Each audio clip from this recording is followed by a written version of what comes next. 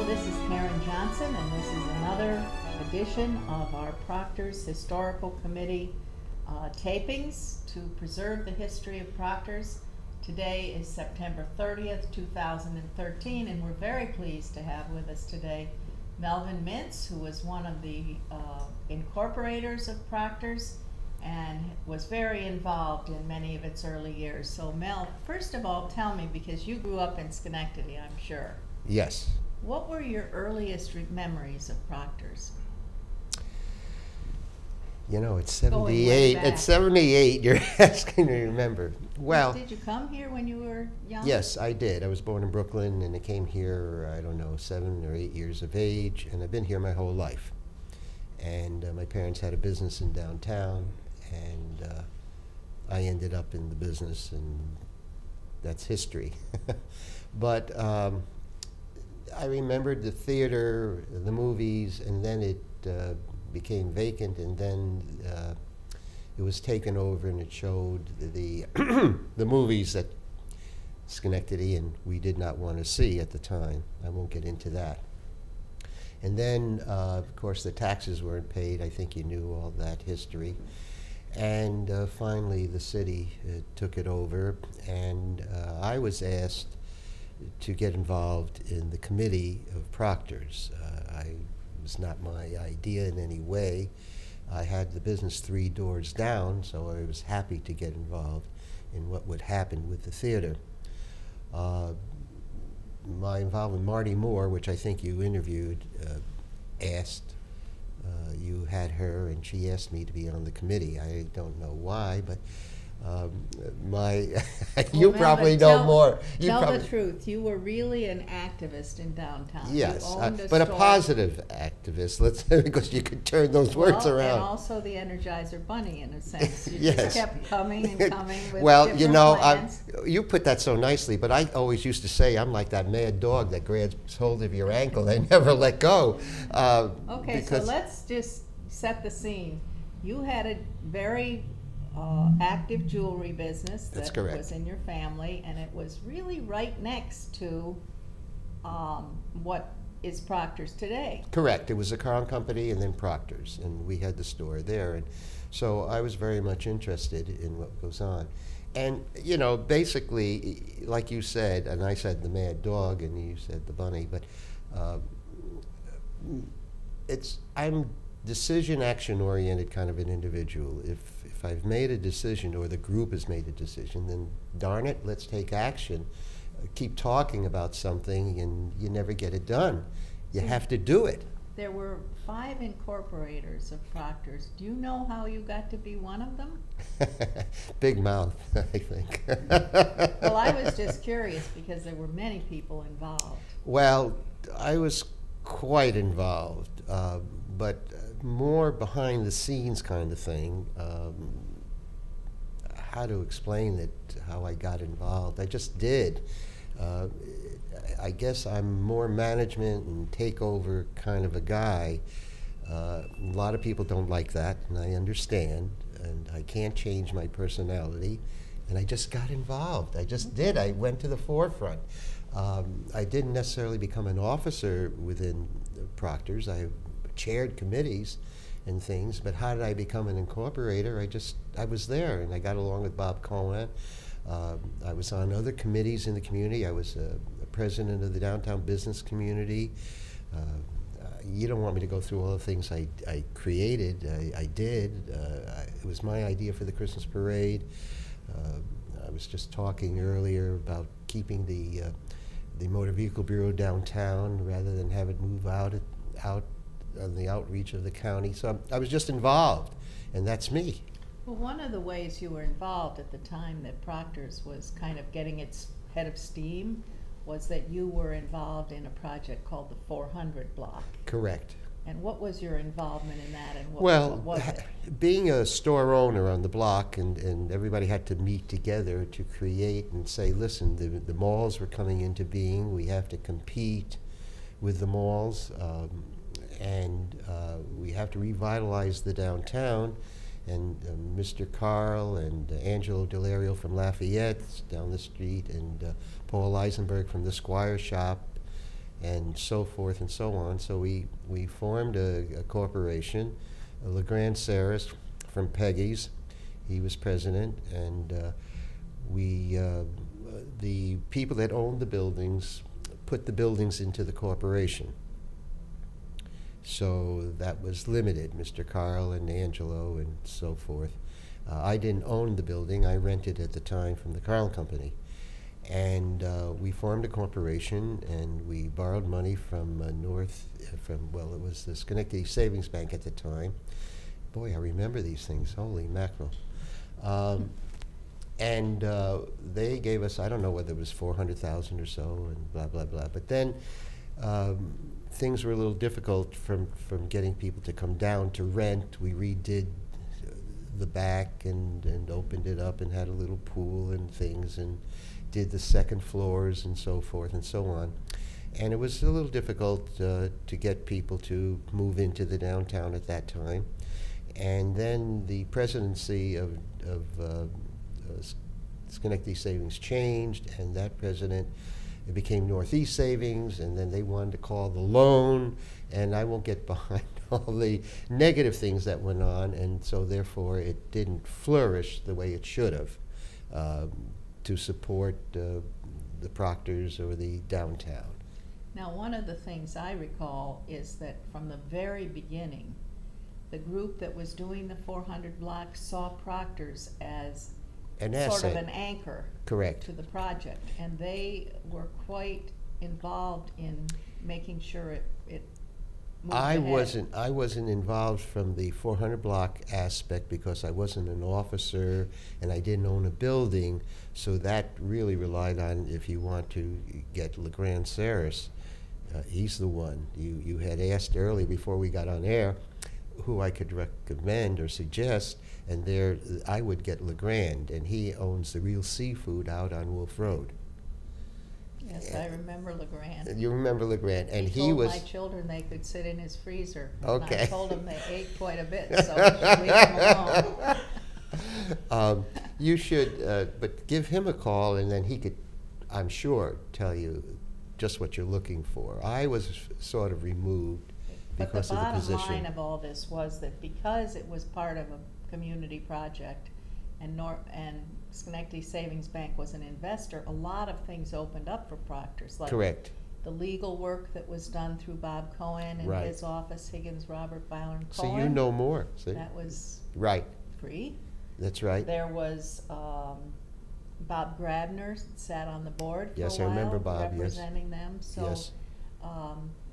there were a lot of things that flowed from that project to Proctors. Well, what I find is that downtown, of course I am a pro downtown. I created a coin.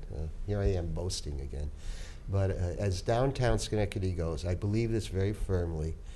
Today, as downtown goes, so goes the city. And as the city goes, so goes the county.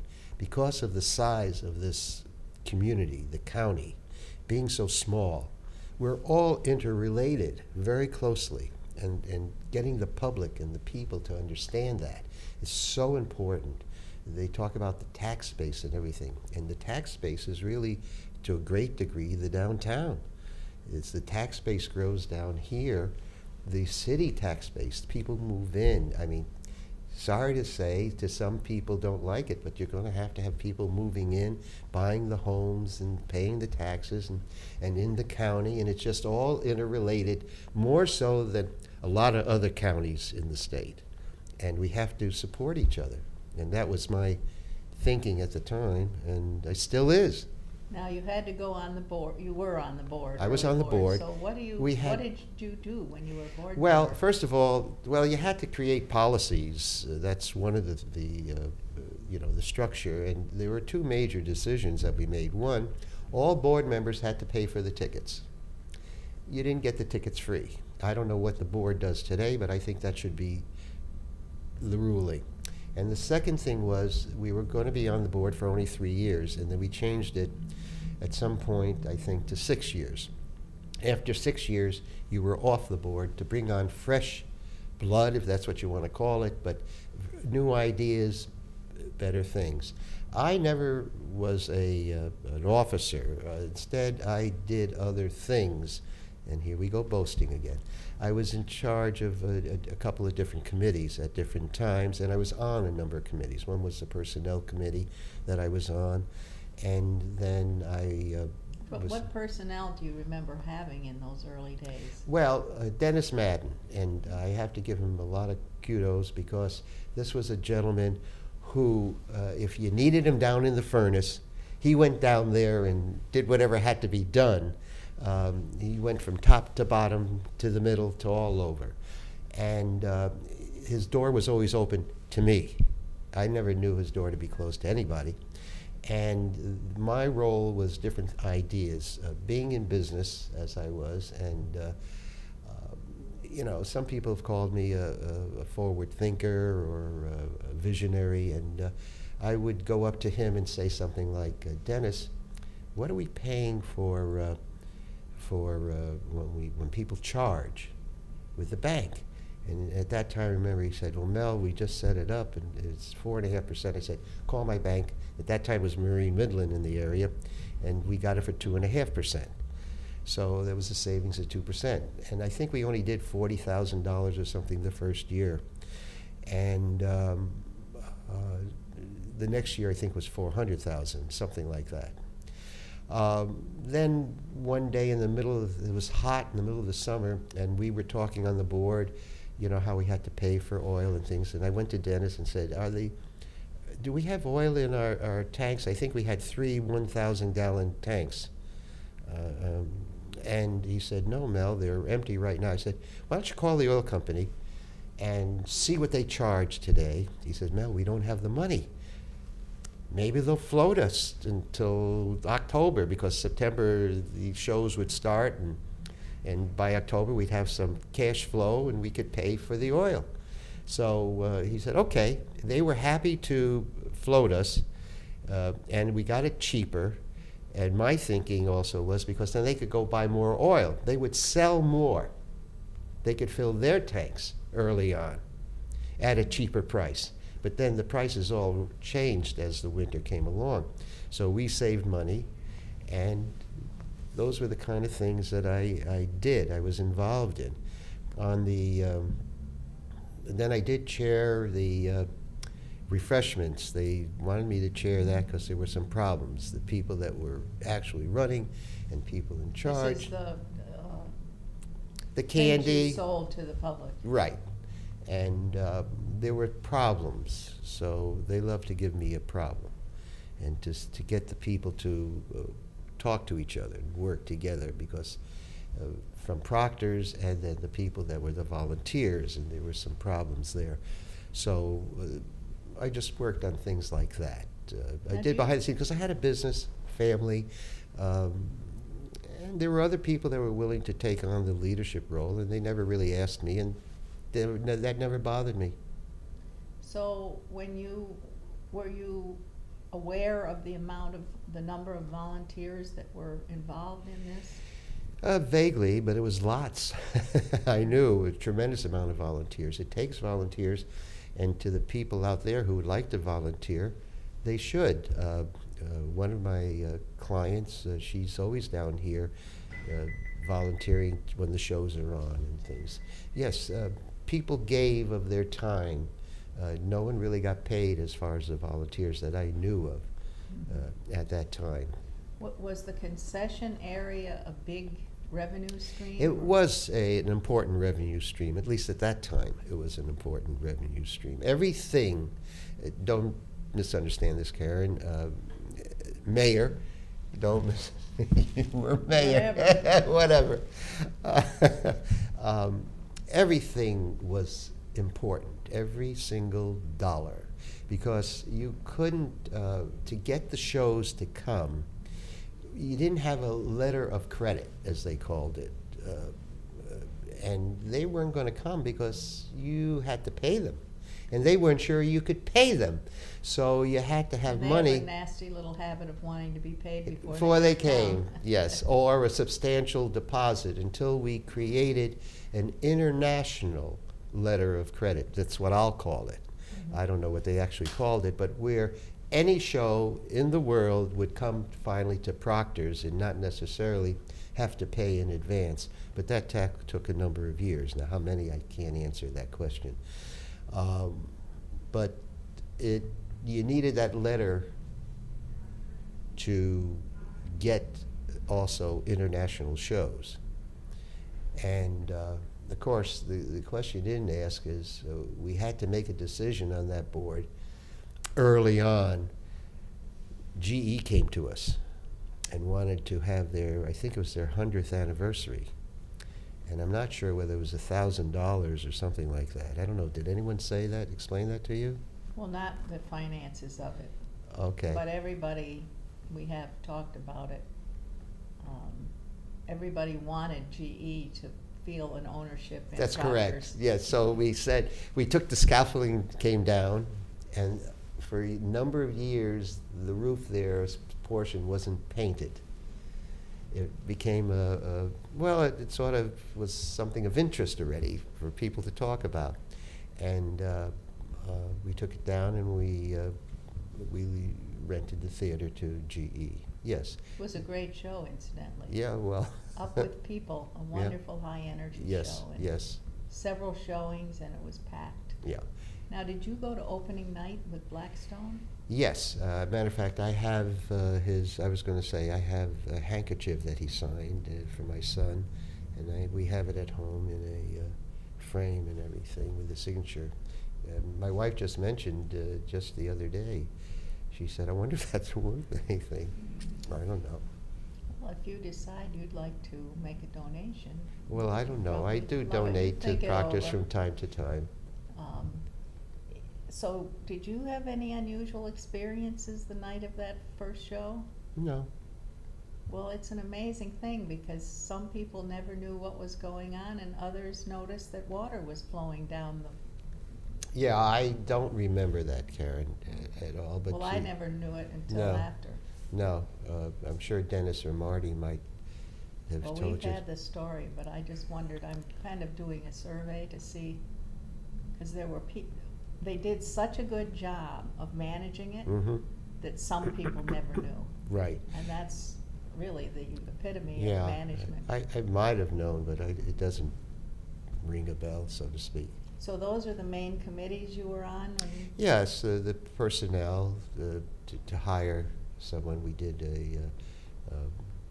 someone from GE was on the committee and taught me the way they made a chart, and 1 through 5, and we were to go home with all the resumes and read them over and then grade individually, not at the meeting, how you graded the individual for different issues. I don't remember what they were, the different issues, but you gave it a 1 or 2 or a 5 or a 3 and so forth. And then when you came back the following week, they took all the sheets and they looked at them, and those that showed the minimum of a number of the different issues, they discarded that individual, and they brought it down to 3, and then they had the 3. One was from California, if I remember correctly, and flew them in, and we flew them in or whatever, and interviewed them and hired accordingly. So did you have quite a few applicants for the...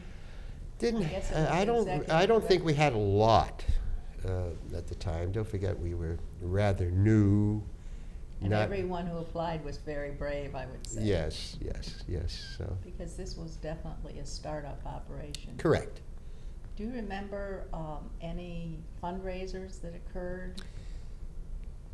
No, doesn't come to my right now. Probably when I leave this room, the studio here, it'll probably all pop into my mind. But at the moment, no. Those Money things was pretty tight, though.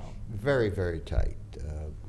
We incurred a debt, and then we had to change to different people came into the organization and so forth, and different fundraising, and people with money came in and donated and took it basically out of its debt, and it's now, you see what we have.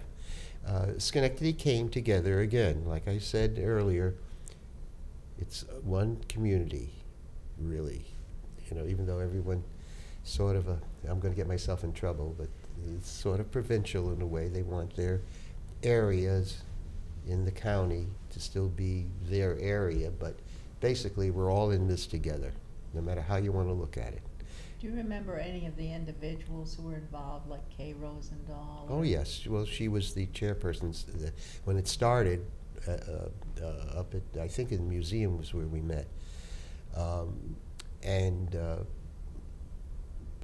that's when they got me involved, and it's the kind of thing that I would say something like, I know I'm talking about myself again, but you came up with a suggestion as we sat around the table to discuss starting up. Should we do it? Should we do it? And you'd say something, and I'd say, gee, that's a great idea. Would you put that in writing? So for our next meeting, and you not just meeting me and say, well, sure, Mr. Mintz, well, I don't mind doing that. And then someone else would say something else, and I thought at least that it was a good idea, and I do the same thing. Would you mind putting that in writing? So we had something that you didn't keep going over the same things from meeting to meeting, and then near the end, after an hour and a half or 2 hours or whatever it took, which I like meetings to be an hour, no longer, but that's me. Well, this was a startup situation. Sure. A lot of exploration. But the other thing was they'd say, well, let's meet in 3 weeks, and someone would pop up and say, I can't meet. Oh, how about 4 weeks? And then I popped up and said, how about next week? Somebody's always going to not be able to make a meeting. When you have a group of 8, 10, 15 people, there's always going to be somebody who can't make it. So, and if we want to do this thing and want to be involved, and everyone's time was important, let's meet every week or whenever we can, as soon as possible, so that you could bring it all together and start up. Let's get done. Let's do it. And so the bottom line of those meetings was that in 1977, 1977, we incorporated. You incorporated, and then there was a longer period of planning until Yes. 79, and it was close to 79 when you got lucky with the building. The city turned the building over. $1, I think it was. Yeah, well, that was exciting. Yeah, it was. Yeah, yeah. Everything takes time, and this is, you know, the foundation. To build the foundation from scratch. I've not had any experience. I was strictly a businessman in a jewelry store. This is all new to me. Theater. I like to sing, and. Did we ever give you a chance to do that? No. I can dance pretty good too, but no. You didn't get involved in the Christmas shows as one of the Broadway babies? No. My baby was right two doors down. I had to take care of that baby. I couldn't. You can't neglect your business. I did all this. I would leave in the middle of the afternoon for things. I mean, there were so many things that I was involved in. Most things in my life I've been, not most, better than 50%, I was asked to get involved in because of my big mouth, I guess, and being in downtown in the business community and doing things. So not for my money. Well, you were right close, so that if Dennis needed any guidance. Oh yes, he and I got along it. very well. He was, I loved him, and he was good. He was very receptive, and he worked very hard, and he did a lot of good things. You know, everyone's personality. A lot of people don't like me. I can't help that. I've got to move on, and there are a certain amount of people that didn't like him. And you just have to move on. He just had to do his thing. Mm-hmm. You have to be strong if you're in that. And he was given a hard task. Now, did you go to quite a few shows? Or? Yes, in those days. Matter of fact, I started something different. I asked Dennis, can we do, if I have a party at home and have a group of people in, can you come or someone come? Because I wasn't computer literate, and I'm still not. And do it and sell the tickets there, and was there a little break or something if it's a group of 10 or more or whatever? And it was a group, and I can't remember, I think he came or someone, and we had a party in the house in the evening and had people in, you know, cake and coffee, you know, all the things, And I don't know if they still do that, but a few other people did it afterwards. And that way we sold more tickets, got other people involved. Yes, I came to quite a few shows. What's your recollection about where the audience came from to Proctors Well, in the early days? we had it down in percentages. Obviously, the biggest percentage was Schenectady, and then Albany, I think, was second.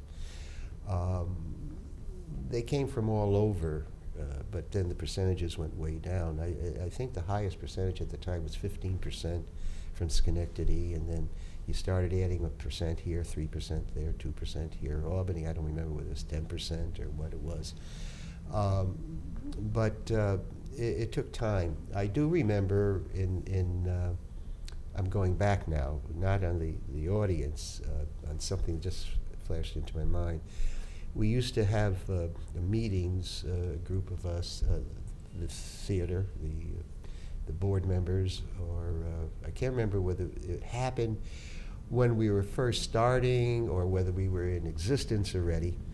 And no disrespect to Albany and the Palace, but they asked me I made a presentation that our biggest fear, my biggest fear, was Albany would get into the picture, and the Palace at the time, and the Palace would be our competition.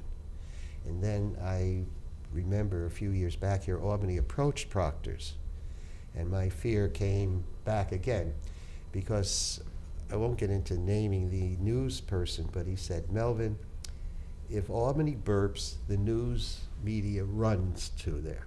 Schenectady could be on fire. Maybe the news media would show up.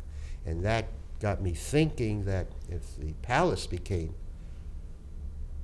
strong or got into the picture, and we were in our infancy, just starting, there they would have beaucoup of money and things to get them going, with the center of government being in Albany.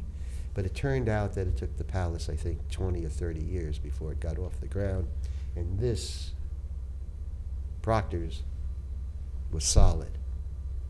So I'm not as worried at all. But that's the competition. So how do you reflect what's happened to Proctors today? No, What it's do you think about fantastic. that? It's great. I'm very proud to be part of it, or was a part of it, let's put it that way. And I know that's important. You know, most people forget you. I appreciate this very much. Oh, I brought you a gift. Here, candy. Saltwater taffy, this is good. Huh? Yes. We'll share this with all the hardworking Proctors employees. You do. How's There's quite a that? bit there. And thank you very much. You're welcome. Can you think of anything else that you'd like to talk about Proctors that we haven't touched on? Well, you know, again, here I go boasting again. At 78, you're asking to remember things, and you're reminding me of things as I go along, which is a great help. No, just that it was very enjoyable, and it's very enjoyable to be a volunteer, because that's what we were. And you get a tremendous amount of satisfaction out of it, and being proud of that you're leaving something, that's the way I look at it, for myself as a legacy for the community and for future generations. The things that we brought were the children from the schools, and that's grown to be where the buses are all over now, and opening their eyes to something that used to have to go to New York City, Los Angeles, you know, you're bringing the world to Schenectady. Again, here I am picking on some of the people in the community and being provincial. They don't want to change. They don't want to see change, but change is going to happen. You have to think forward. It's going to be there, and this is a great opportunity for the youth of our city and county to come here, and for the region to come here to see these shows. That's what I feel very proud of, the legacy. That's what's important. People coming to the shows, adults, great, fine, paying things and everything else, but you need that foundation, and you're giving these kids a foundation so that when they go off to college, They're not ignorant. They're understanding of many more things. Tremendous. This theater and what we're doing here now, all these things are great, are super. I'd like to see some things where the teachers are all brought in more often.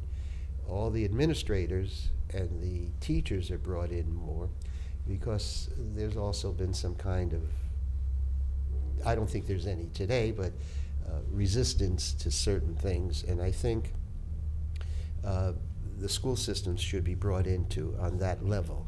You'd be very proud to know that that is going on, and that we have not only, we're having a Good. big educator extravaganza. They come in, they're giving them workshops so they Okay, can learn good. how to use arts material in their curriculum. Fantastic. Good. We give them food. Okay. That cements our relationship. Okay. It's been on my mind for years, but I And, just, like I said, I back away from something that I'm involved in. It's going, others take over your ideas.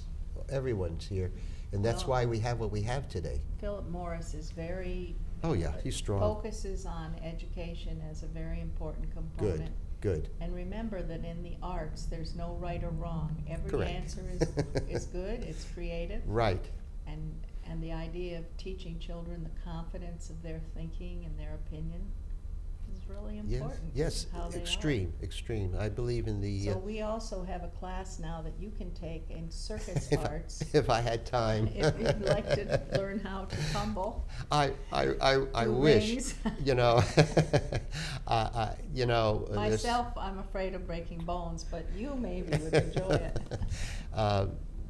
You know, since I retired, supposedly, if I could divert from the theater for a moment, which I seem to be doing too much of. When I retired 15 years plus ago, my wife wanted me to retire at 60, and I retired a little past 61. It took me a couple of years to, because when you own your own business, it's like another child, and you just can't let go. So I did, and I was home for a week, and the first thing she says to me is, "You're home all day. I can't, you're ruining my routine."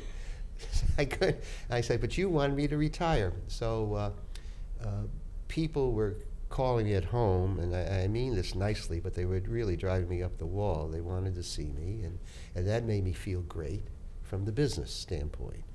And so 30 days later, I got into business, and I'm still in it 15 years later. So I'm extremely busy with that, either calling or some jewelry stores call me, and I do some things for different people. And Well, so- it's good to see you kept active, because Yeah, well- I can't imagine you any other way. Well, you and I have had our back and forth Yes, over we the have. years. But But I think we're friends and yes, nonetheless. you know, once we walk out of City Hall, Karen, that I've always put aside, my dear. Mayor, I've always respected you, and that's what's important. And Well, you know, Proctors was very fortunate to have your tremendous energy, and you know, it's been Thank you. fun talking to you today. Thank you. You Thank sure? for coming in. Oh, absolutely. I think we learn a lot from these interviews, and we appreciate. Oh, no question. Because it took so many people and so many points of view to make this a success. Yes, yes. And yours was one, and so Yeah. as we look at each individual that we are Yeah. able to interview, Correct. we're getting a fuller picture. We got along. I don't know of any jealousies or anything there, or any real arguments or anything. There might have been among some of them. I don't know how they viewed me, but It doesn't matter, did- does it? No. Because it You're was more absolutely important to work on. to get the project done. picture. That's correct. Exactly And right. that is how you get things done. Without question. You're right on, kiddo. So we're gonna thank our viewers for watching this segment, and I hope they watch. we very much appreciate the fact that many people in the community have been willing to come forward and be interviewed in our history videotapings. Thank you so much. Thank you for the opportunity.